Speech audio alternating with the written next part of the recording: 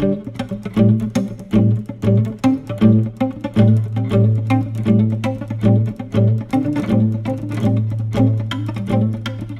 quero ler com os irmãos Apocalipse, capítulo de número 21. Por gentileza, eu quero ler o versículo de número 4.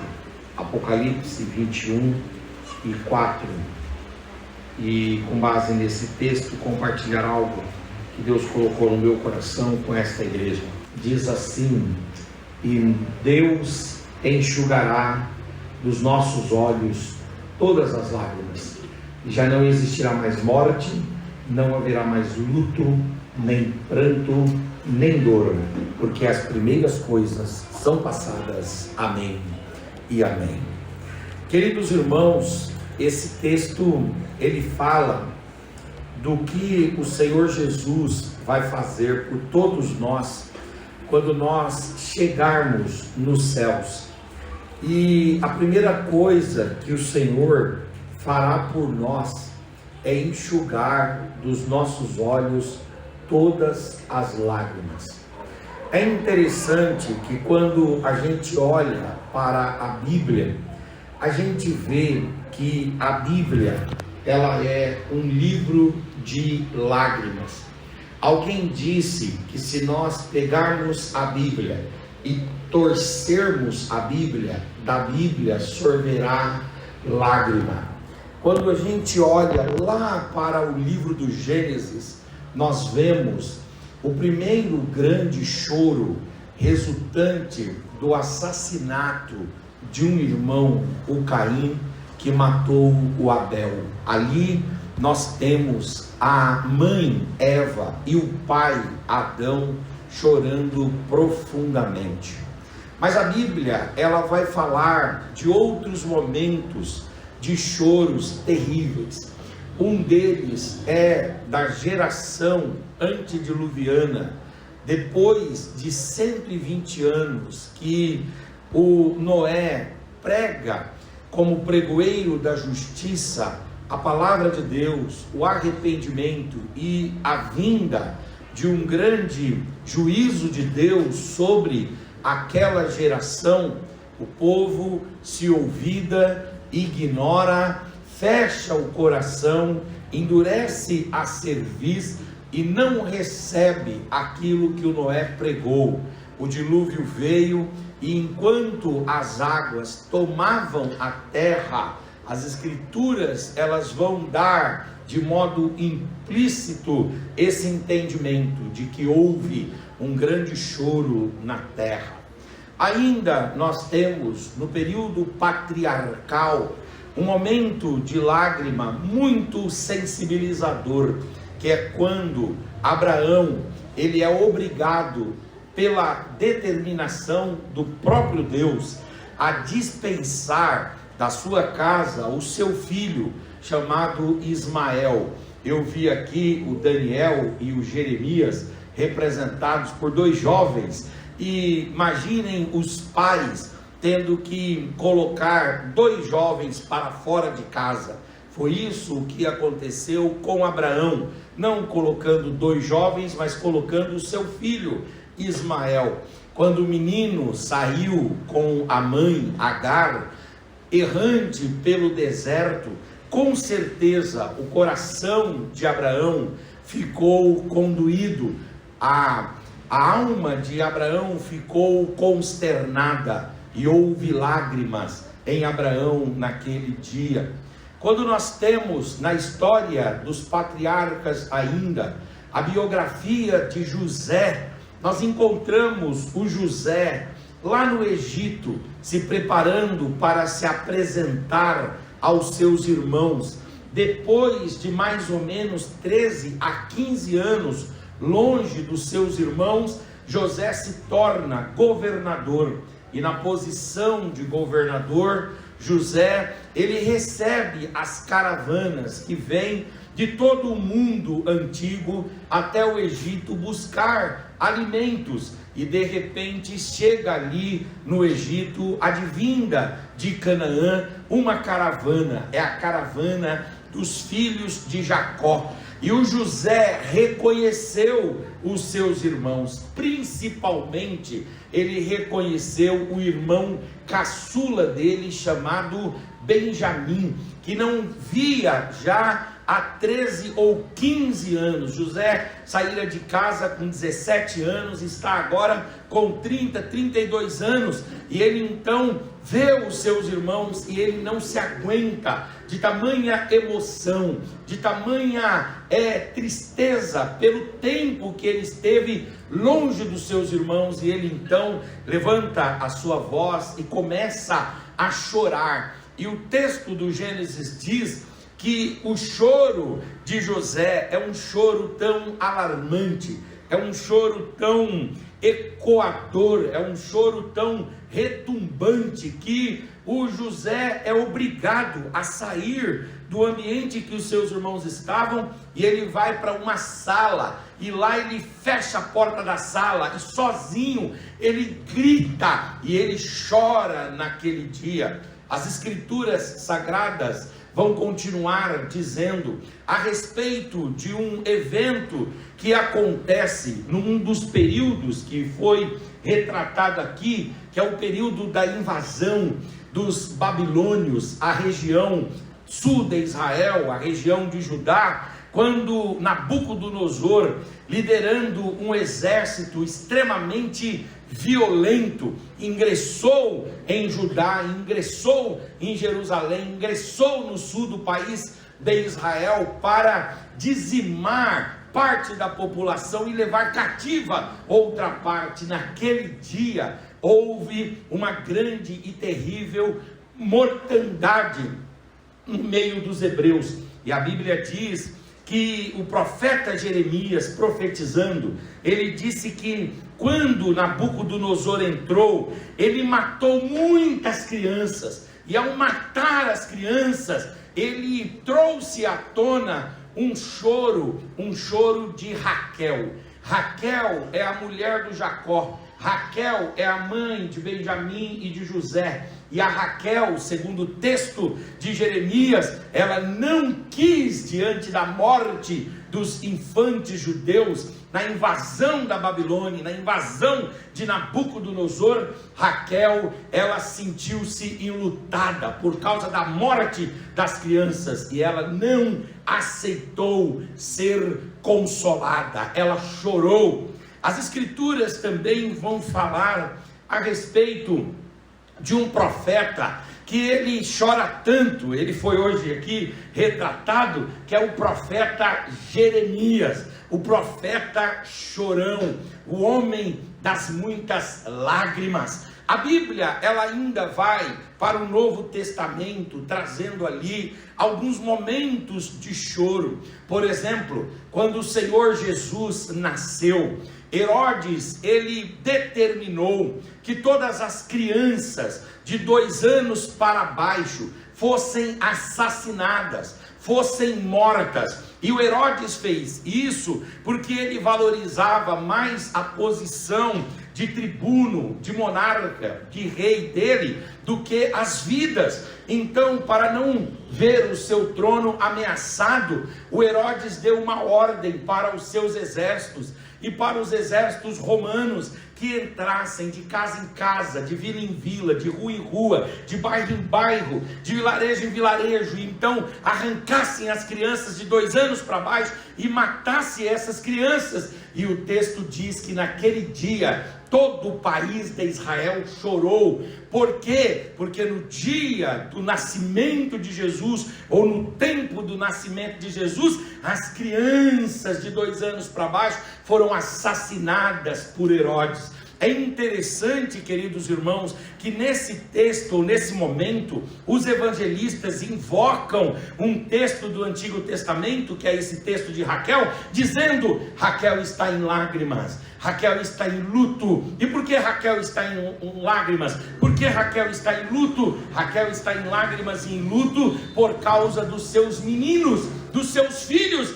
e ela não aceita ser consolada. A Bíblia, ela é de fato um livro de choros, um livro de rogos, um livro de clamores, um livro de dores. É interessante que nós vemos que mesmo o nosso Senhor Jesus, na sua humanidade, ele também não foi blindado, ele também não foi poupado. Pelo contrário, em João capítulo 11, versículo de número 35, chamado menor versículo da Bíblia, um dos menores versículos da Bíblia, lá está escrito, descrito e exposto: Jesus chorou. Jesus também banhou o seu rosto com lágrimas. Jesus também sentiu a dor da perda de um amigo, quando Lázaro, ele morre, e Jesus chega diante do sepulcro, da tumba, quando ele chega diante da cova ali de Lázaro, Jesus não suportou.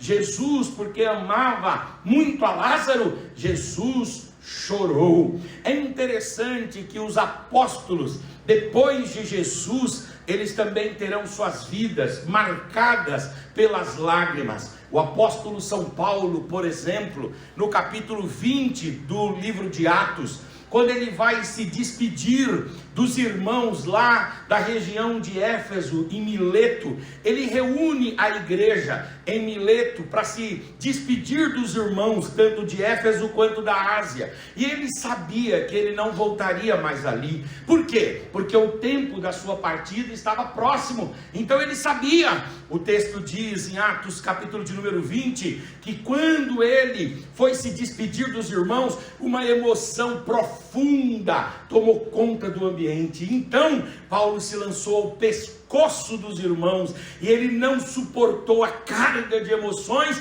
e ele então chorou. Lágrimas esquentaram o seu rosto, lágrimas sorveram o seu rosto. As escrituras ainda vão falar que João, ele foi perseguido na época de Domiciano, um dos piores e mais sanguinolentos imperadores de Roma. Esse Domiciano, ele empreendeu uma perseguição severa contra a igreja. Antes de Domiciano, o Nero tinha investido pesado contra a igreja, mas dizem que Domiciano foi muito pior.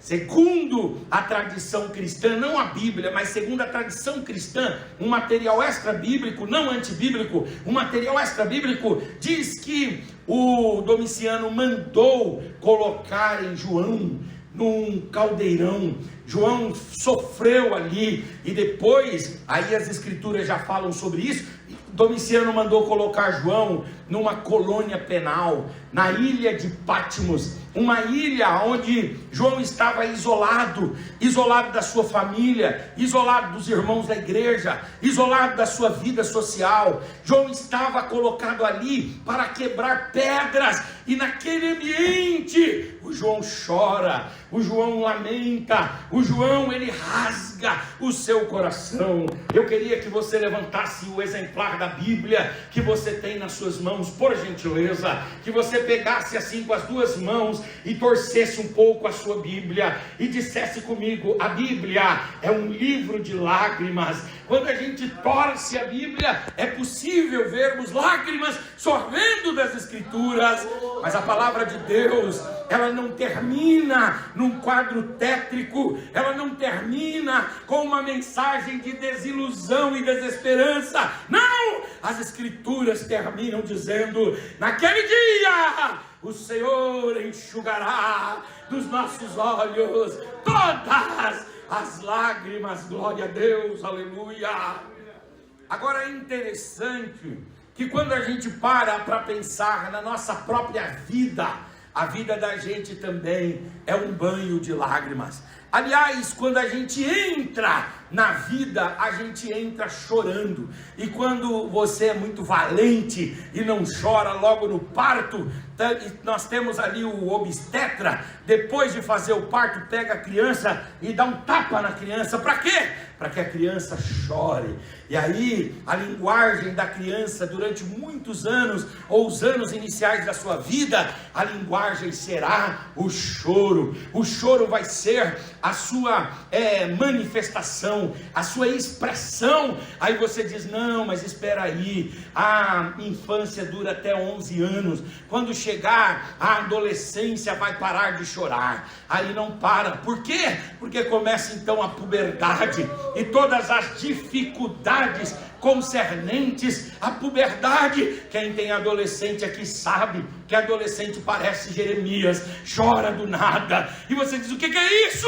É a puberdade, é a dificuldade que tem para se autocompreender, são os conflitos internos, são as mudanças fisiológicas, e então a adolescência é marcada pelas lágrimas. Aí vem os primeiros amores, os primeiros olhares, e os primeiros tocos também, os primeiros nãos também, as primeiras portas na cara também. Aí o indivíduo chora, o indivíduo angustia-se. Aí você diz: bom, a adolescência também é marcada pelas lágrimas, mas na juventude isso vai mudar. Aí muda nada, o indivíduo casa, e no casamento, quando a gente pensa que tudo vai ficar mil maravilhas, só quem é casado aqui e que é autêntico, de fato, de verdade, vai admitir isso. De vez em quando, de fato e de verdade, o casamento parece a Avenida Paulista,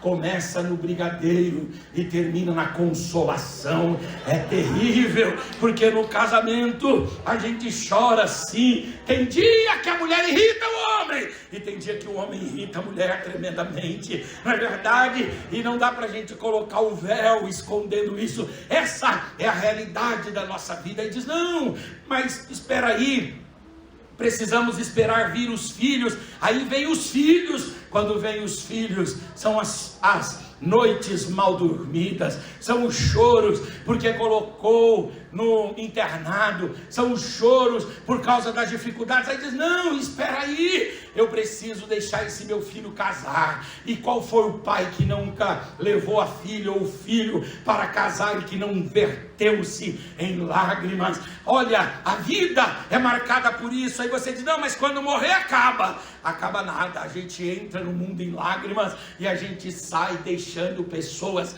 em lágrimas. Por quê?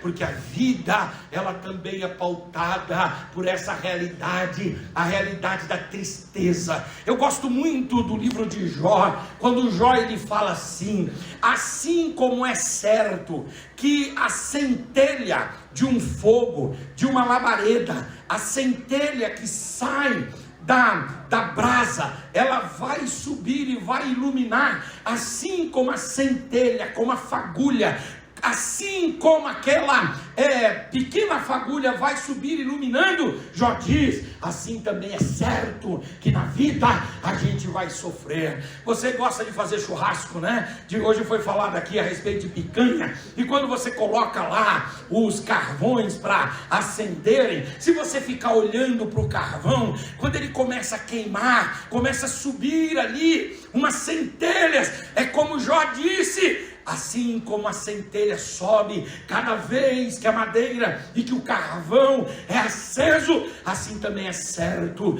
que na vida, em algum momento, nós sorveremos lágrimas. Aliás, a história desses homens que foram aqui contadas foram histórias de lágrimas. O Moisés, ele chora muito. Aliás, tem um texto nas escrituras que falam que ele bateu na rocha, e aí por causa disso ele não pôde entrar. Mas você sabia que no dia que Moisés bateu na rocha, foi o dia que ele sepultou a irmã dele, a Miriam? Muita gente ignora esse contexto do texto, só coloca uma palavra de crítica contra Moisés, dizendo: Moisés bateu na rocha, quando deveria falar: sim, mas naquele dia ele estava tomado por uma tristeza muito grande, por uma ira muito grande. Por quê? Porque ele tinha acabado de enterrar a sua irmã. Um dia o Moisés trouxe a sua mulher, chamada de Cuxita. A Bíblia não dá o nome dessa mulher, mas Cuxi é um país da África, e o Moisés então trouxe essa mulher, provavelmente de pele negra, uma mulher de etnia africana, e ele vai trazer essa mulher para dentro do arraial dos hebreus, e diz que o povo hebreu, quando viu a mulher Cuxita, o povo rejeitou a mulher, e ele buscou apoio na Miriam, que também rejeitou, e no Arão também rejeitou. Então Moisés chorou, porque não é fácil, queridos irmãos, a gente querer inserir a nossa família nos ambientes e sermos rejeitados, marginalizados, discriminados, seja por que razão for. O Daniel tem uma vida de lágrimas. Eu olho para a biografia de Daniel e dá vontade de chorar. A vida de Daniel é uma vida de lágrimas também. Ele virou órfão lá na Babilônia, os pais dele foram assassinados. É claro que ele foi um herói de Deus, mas ele foi um herói de Deus lutando e enfrentando as lágrimas. O Jeremias viu o seu país cair diante da Babilônia. Quando a gente olha para o Josué, a vida dele foi marcada por muitas lutas e muitas dificuldades. Ora, o que a gente encontra na Bíblia e na vida? A realidade das lágrimas. Mas nós não somos o povo do desespero, o povo da desilusão. Não, nós somos o povo da esperança. Aleluia! E o que nós lemos aqui?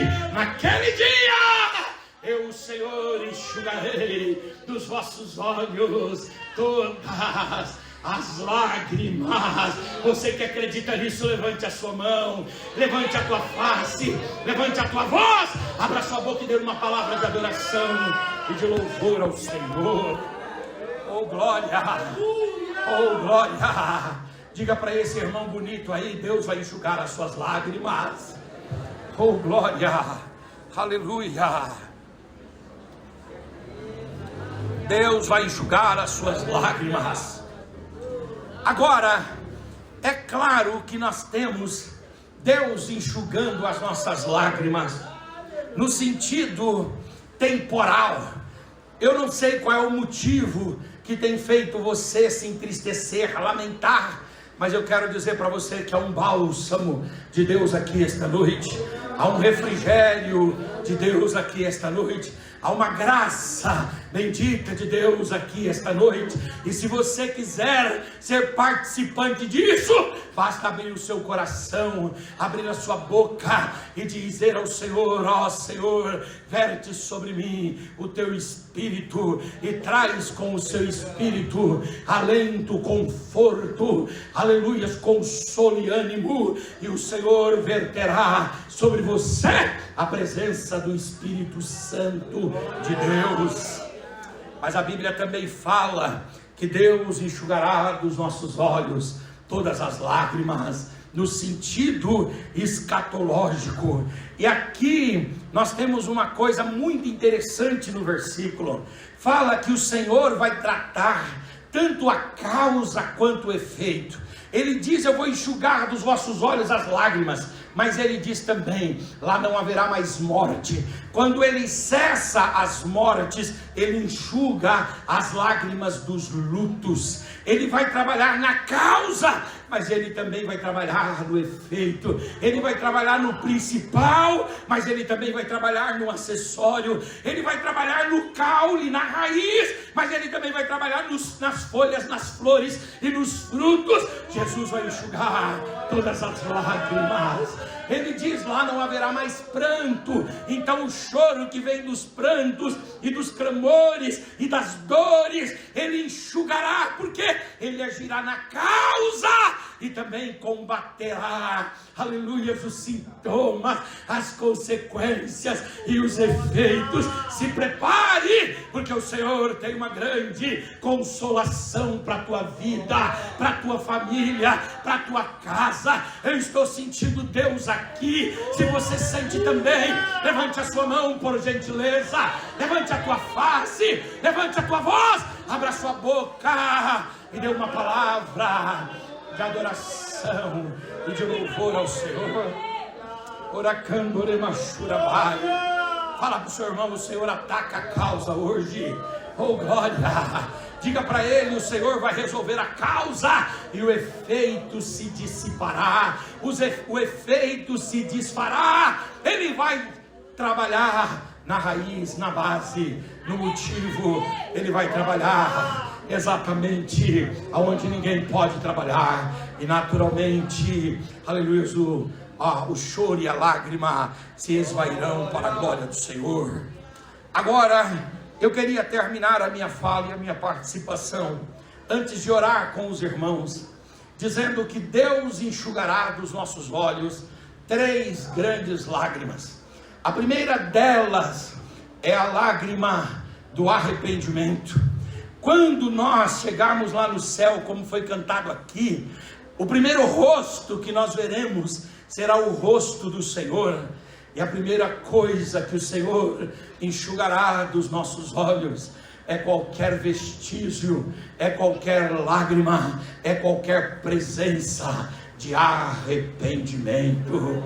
Tem gente que chora de remorso, não há consolo. Tem gente que chora por culpa, não há consolo. Tem gente que chora para inglês ver, o choro teatral, não há consolo. Mas aquele que peca e que sente-se condoído, sente-se arrependido, sente-se acusado, e então se arrepende, se entristece, confessa e deixa. O Senhor diz: para aqueles que choram arrependidos, haverá consolação da minha parte. Talvez você entrou aqui esta noite e você traga consigo uma culpa. Eu não sei o que é que você fez na noite passada, nem no verão passado, eu não sei, mas talvez você traga algum tipo de condenação no seu coração, algum tipo de culpa na sua mente. Você diz assim: eu falei, eu fiz, eu fui onde não devia.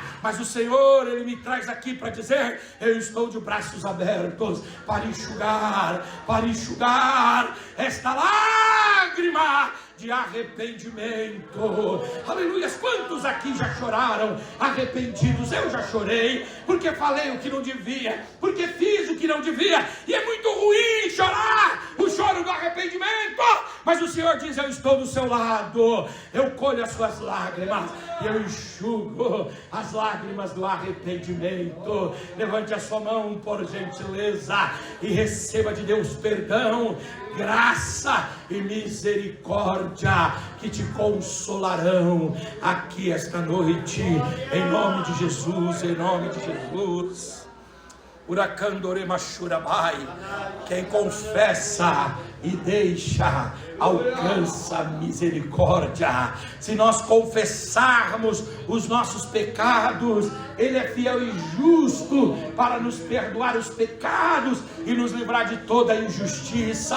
Quando o nosso choro é um choro real, que a gente está com a mente pesada, quando a gente chora genuinamente por ter ferido aquilo que Deus colocou no nosso coração, que é a sua presença, então Deus chega para nós e diz: se esse choro é real, se esse choro é de arrependimento genuíno, eu tenho consolo, eu tenho refrigério, eu tenho bálsamo para a sua vida.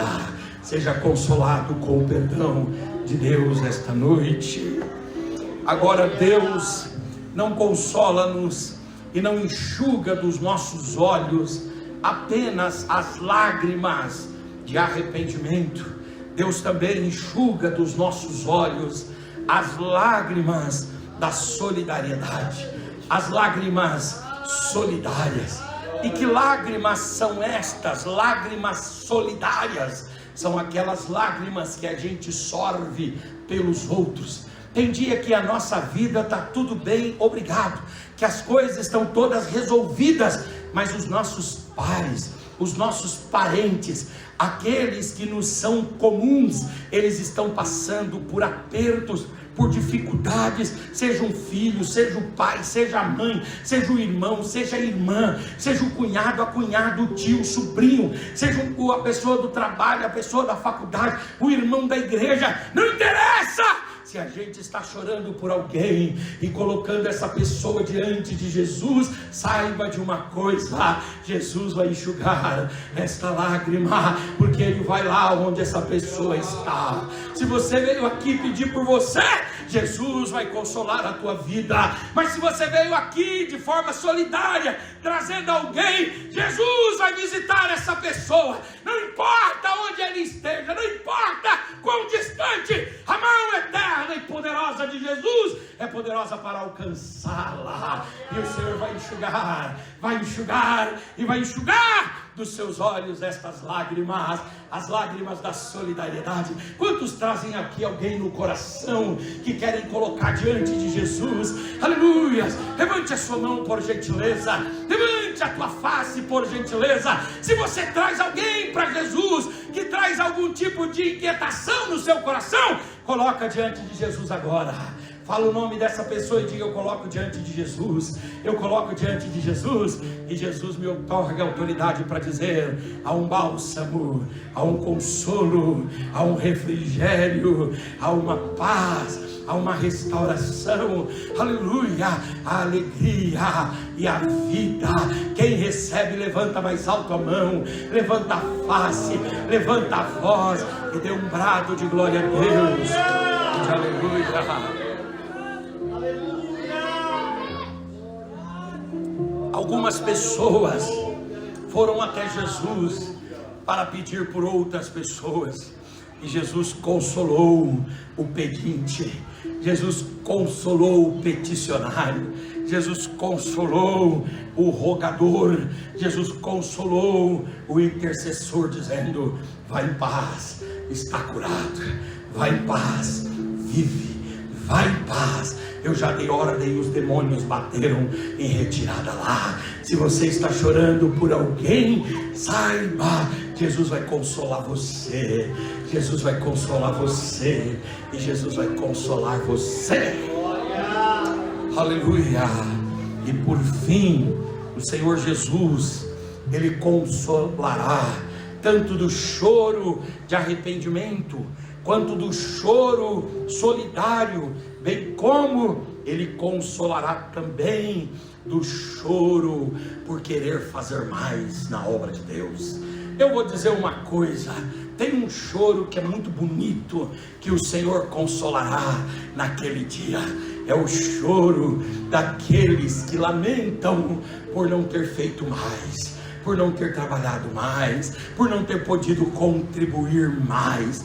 Tem gente que vê a casa de Deus, que vê almas no mundo, que vê as grandes causas que o reino de Deus e a palavra de Deus nos levam a refletir sobre elas, e tem gente que dá de ombro, tem gente que ignora, mas tem outros que desejam fazer, que desejam mudar, que desejam transformar. Aleluia, glória a Deus. Tem gente que chora, e aqueles que choram, bem-aventurados são estes, os que choram, porque eles serão consolados. E às vezes você diz assim: mas eu não posso fazer muito, pastor, eu não tenho muito domínio, eu não sou bom pregador, eu não sou bom cantor, eu não posso fazer muito. E aí você lamenta. O Senhor diz para você: eu estou vendo a tua intenção, eu estou vendo o teu esforço, eu estou vendo a tua dedicação, e eu vou enxugar as suas lágrimas. Quantos aqui desejam fazer mais para o Senhor? Levante a mão, fica de pé no seu lugar, em nome de Jesus. Há um consolo de Deus para você, não um consolo para que você entre numa passividade, dizendo assim: o Senhor me consolou, então eu não vou fazer nada. Não, mas para que você se anime, dizendo: olha, o Senhor me consola e vai me dando graças, e eu vou fazendo mais, eu vou trabalhando mais, eu vou visitando mais, eu vou evangelizando mais, eu vou servindo mais, eu vou me dedicando mais. Ah, queridos irmãos, mas quando nós chegarmos lá diante do Cristo ressurreto, e nós o vermos, nós enxergarmos a sua face linda e augusta e maravilhosa, com certeza uma consciência nos baterá. E qual é a consciência? De que por mais que nós tenhamos feito perto do que Ele fez por nós, é muito pouco, mas quando chegarmos lá, o Senhor olhará para nós e dirá: olha, servo bom e servo fiel, aleluia! Eu enxugo dos seus olhos todas as lágrimas, e toda a sua obra, todo o seu trabalho, toda a sua dedicação, todo o seu esforço, tudo que você fez. Nenhum trabalho é desprezível, nenhum trabalho é sem valor, nenhum trabalho é ignorável, nenhum trabalho. Todo trabalho no Senhor é vão, todo trabalho no Senhor é útil, e todo trabalho no Senhor é poderoso. Ele vai enxugar com estas palavras as nossas lágrimas. Quantos querem ser consolados por Deus? Levante a sua mão, por gentileza. Você ainda pode levantar um pouco mais a sua face, levantar um pouco mais a sua voz e dar um brado de glória a Deus e de aleluia. Diga comigo: Ele enxugará dos meus olhos todas as lágrimas, todas as lágrimas.